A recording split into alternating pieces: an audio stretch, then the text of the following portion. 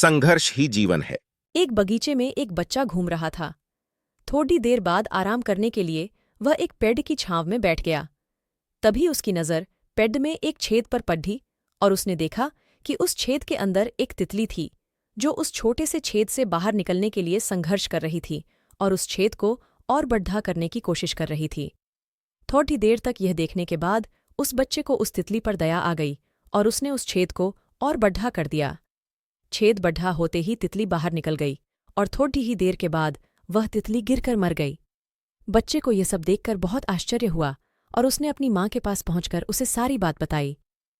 माँ ने कहा, बेटा, तुमको उस तितली को आज़ाद करने के लिए उस पेड़ ढांच के छेद को बड़ा नहीं करना चाहिए था। बच्चे ने उत्सुकतावश पूछा, क्यों माँ?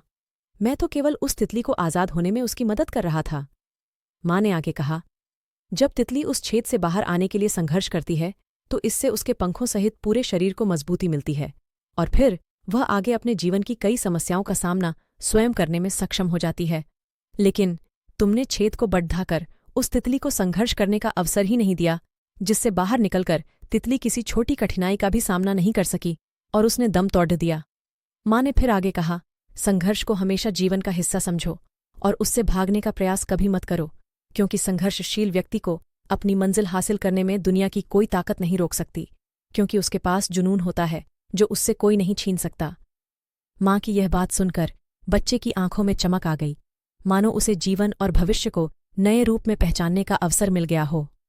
मित्रों, किसी विचारक ने क्या खूब कहा है, समस्याएं वॉशिंग मशीन की तरह होती हैं। वे हमें कपडढ़े की तरह घुमाती हैं, खंगालती हैं और फिर बाद में सुखा देती है, लेकिन जब हम बाहर आते हैं तो साफ, सुंदर और हर प्रकार की गंदगी से बाहर आकर निकलते हैं।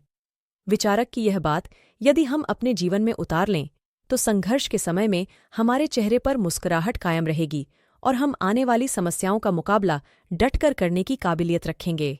दोस्तों, अगर आपको यह प्रेरक शिक्षाप्रद कहानी अच्छी लगी तो लाइक करें, फॉलो करें, सब्सक्राइब करें, शेयर करें।